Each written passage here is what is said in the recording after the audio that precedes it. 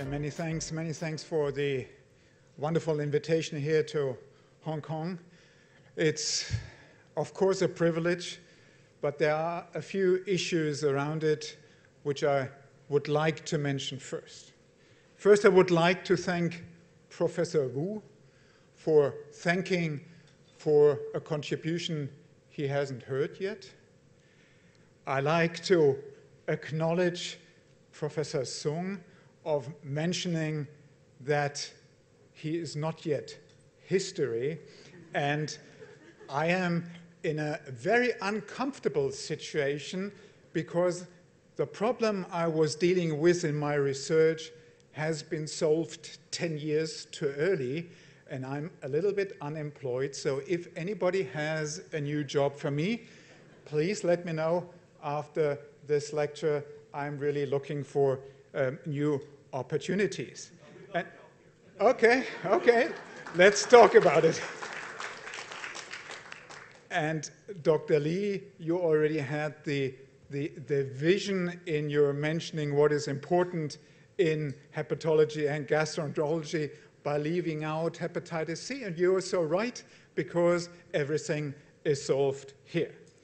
And with that, I really try to make a little bit, provide you a little bit of understanding really how things have evolved so rapidly and in the way how they're going to merge again in the end.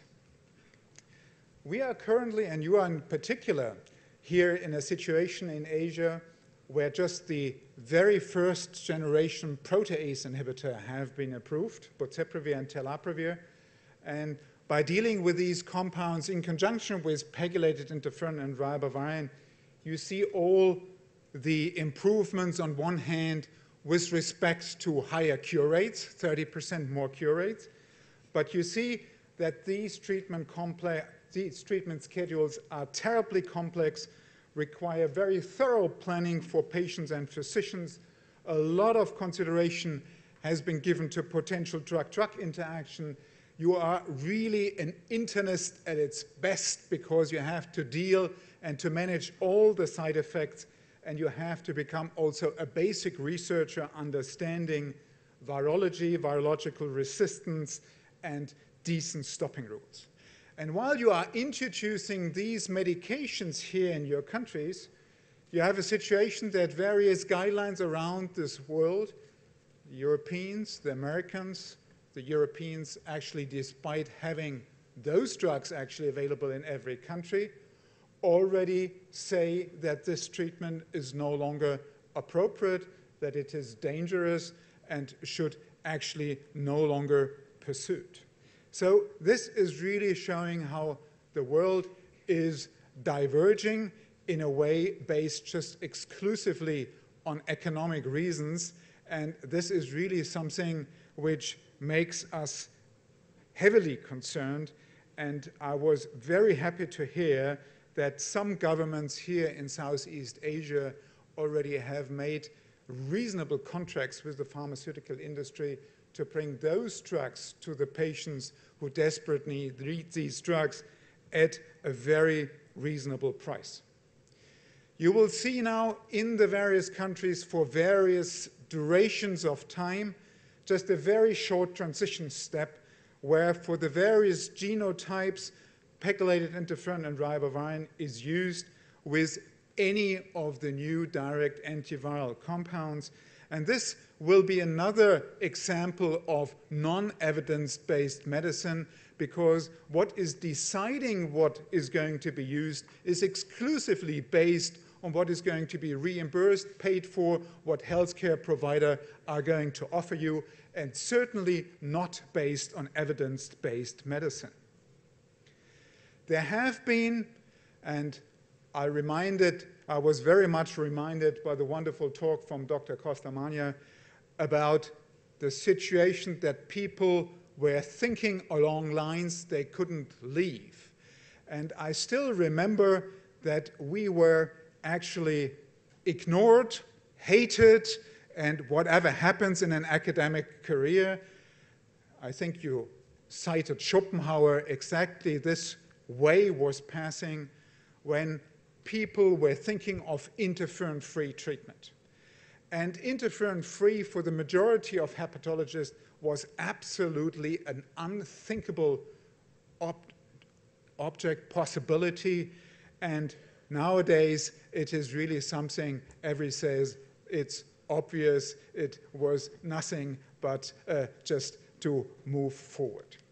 But indeed, this pathway to interferon-free was actually followed by two complete different strategies. And I think if you really want to understand the recent publications, and you heard that the New England Journal was renamed to the new Hepatitis C Journal of Medicine, with some 12 publications already in the last 3 months.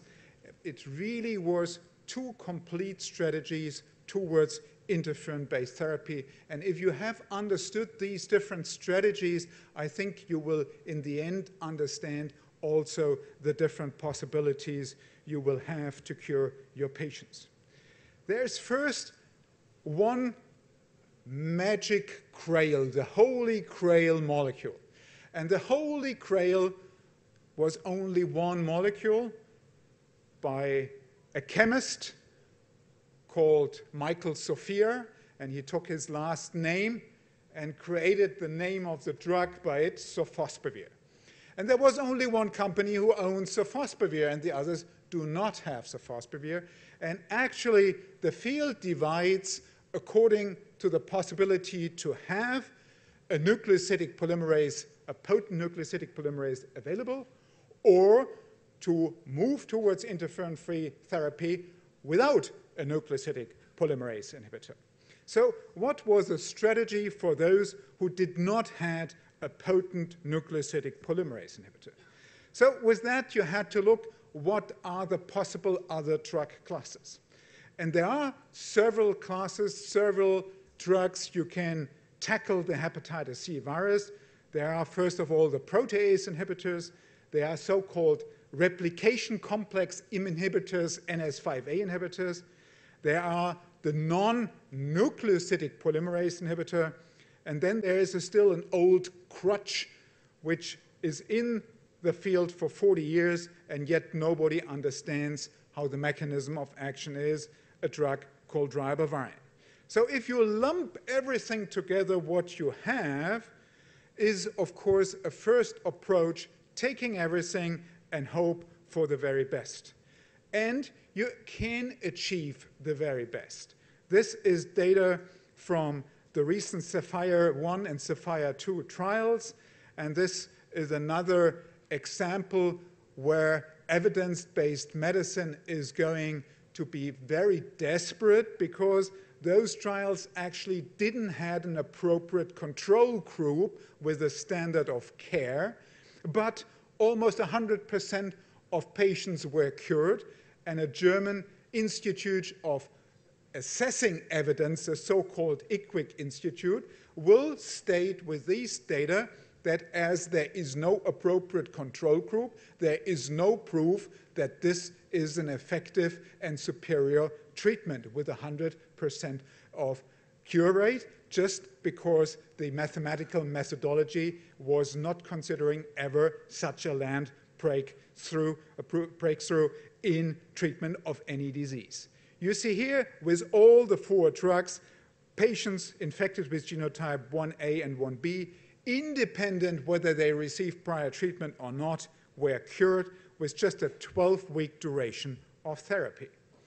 If you achieve 100% cure rate, then of course you get confident and you think, can't we omit one of the drugs we had in our cocktail?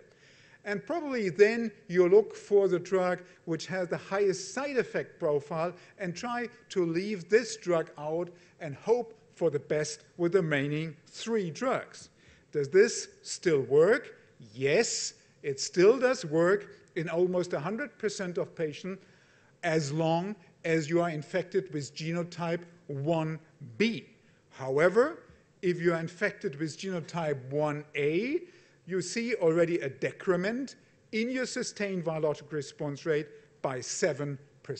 So in the 1A patients, ribavirin remains necessary as a full cocktail. then not all companies were lucky enough to have a drug in pipeline from each of the different drug classes. And therefore, they had to hope for the best by leaving one of the cocktail out in their combination. So there was one attempt to make success when you do not have access to an NS5A inhibitor. And this was this approach here, which showed that indeed high sustained virologic response rate can be achieved with almost 85% in genotype 1b infected patients.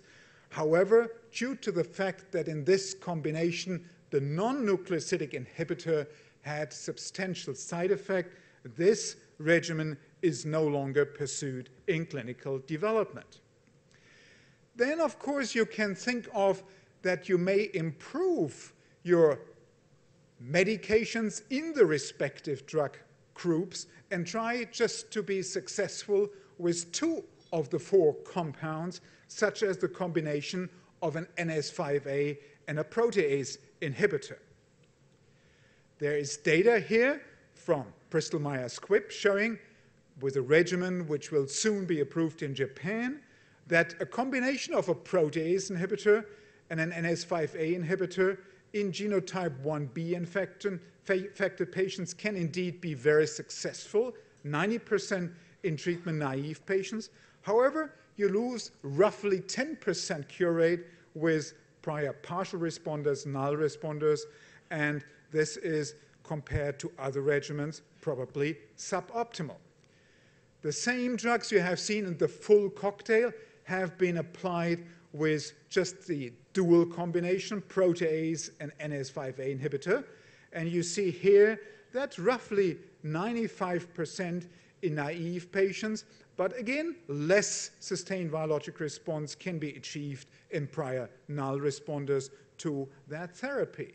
So clearly, these drugs are not good enough just for a dual combination, but there are advances, as you have seen the advances in knives and the advances in endoscopes. There are also advances in these drugs. These are the Merck compounds, second-generation protease inhibitors and NS5A inhibitors, and they indeed, just with a dual combination for 12 weeks without ribavirin, achieve sustained virologic response rates above 95%.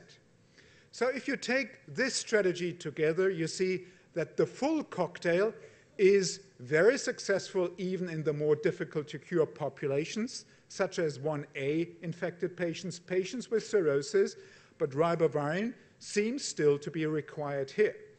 In standard populations, you may be able to omit ribavirin. With omitting the non-nucleosidic inhibitor, you still achieve good results in 1B infected patients, but you need really improved compounds to achieve compatible SVR rates as in the full cocktail. And now a completely different strategy happened virtually at the same time with the lucky winner of a compound which was highly efficacious, high resistant barrier, very potent, and a nucleosidic polymerase inhibitor. And here, the field started completely the opposite way. It was just this drug, this nucleosidic polymerase inhibitor, sofosbuvir, which was taken alone, just in combination with the crutch ribavirin, to look what kind of sustained virologic response rate you can achieve. And this is a very famous slide shown at the American Liver Meeting in a room which was, as usual, for famous invention and famous papers much too small. People were sitting on the floor outside and extra rooms had to be opened. And when the data for this trial were presented by Professor Gain from Auckland, you could hear a needle falling on the carpet. What was the design of this trial? Patients received pegylated interferon ribavirin and a DAA. Nothing spectacular. Genotype 2, 3 infected patients, easy to cure. All patients were cured. The second arm, a month of interferon was taken away. all patients were cured. The third cohort, 2 months of interferon were taken away, still all patients were cured. And then interferon was taken away completely, and the room was completely silent, and again, all patients were cured.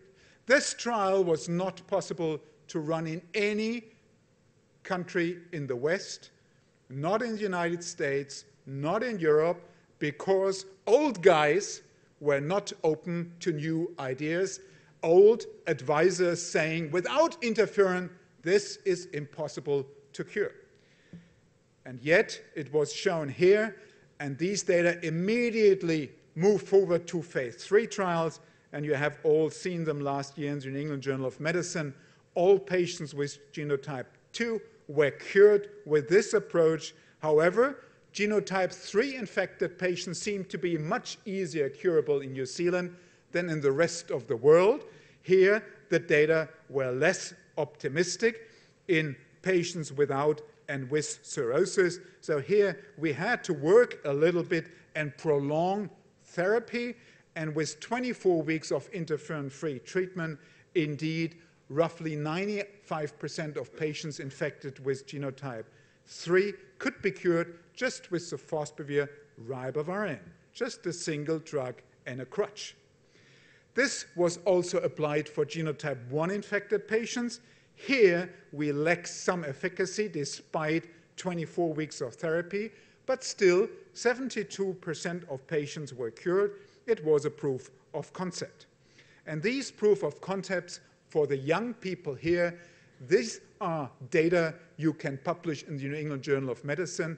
There are 2 papers in hepatitis C which were published in the New England Journal of Medicine with just 11 patients. The first was in the early 80s, a paper from Jay Hufnagel, who showed that interferon for a disease which was not yet defined, hepatitis A, non-B, had effects on aminotransferases. This was a study with 11 patients, and the first 11 patients, interferon-free, also made its way into the New England Journal of Medicine, both without a control group, by the way. It's also evidence-based medicine. So what to do when you are so successful? You, of course, try to make it even better for other genotypes, and you add, again, a second DA.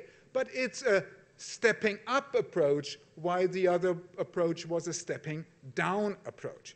And here we have data which are impressive. Just 160 patients with a combination of a protease inhibitor and a nucleosidic inhibitor, which changed the guidelines in Europe and the United States. This is the best-selling combination currently in the United States, and it shows excellent high SVR rates. The combination of protease inhibitor cimeprevir in combination with sofosbuvir, 12 weeks of therapy without ribavirin are sufficient to cure all patients with genotype 1b.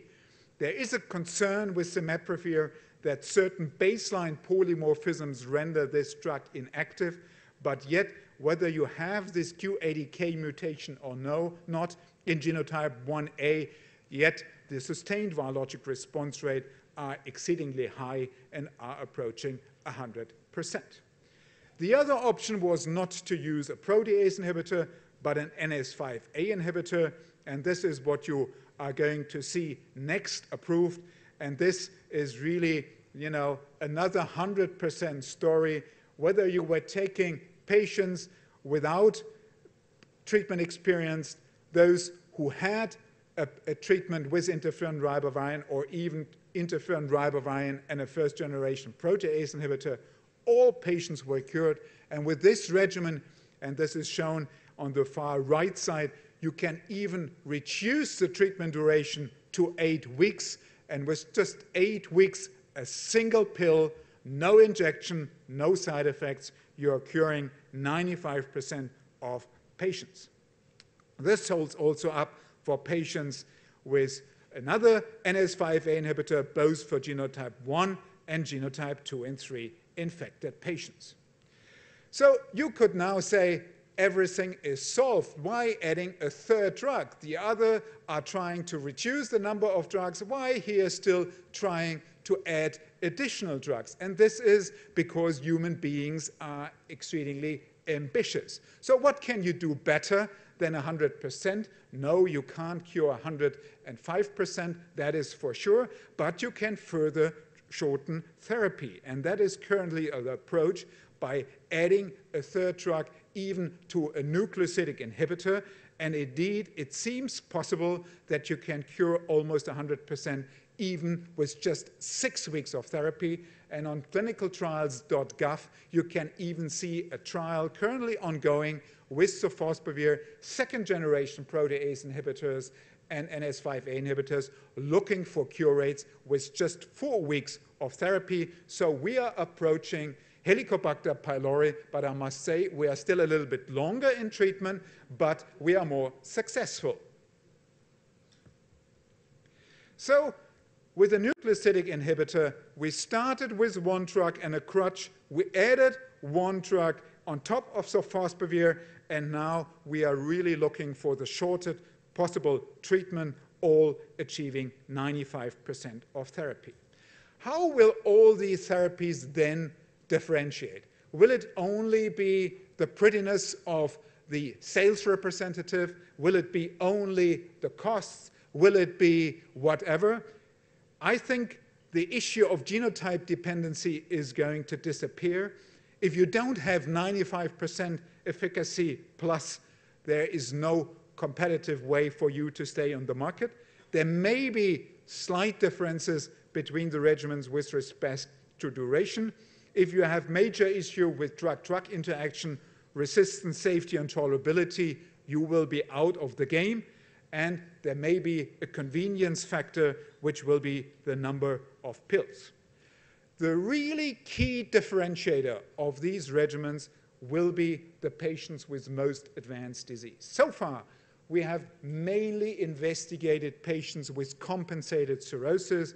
And here, my European friend, Laurent Castera, who is the Pope of the FibroScan, would say these are all the patients with a FibroScan result of less than 12, 14 kilopascal, which have been investigated, but the kilopascals on the FibroScan go up to 75. And this is the range where you really must see the differences of these regimens in patients with portal hypertension.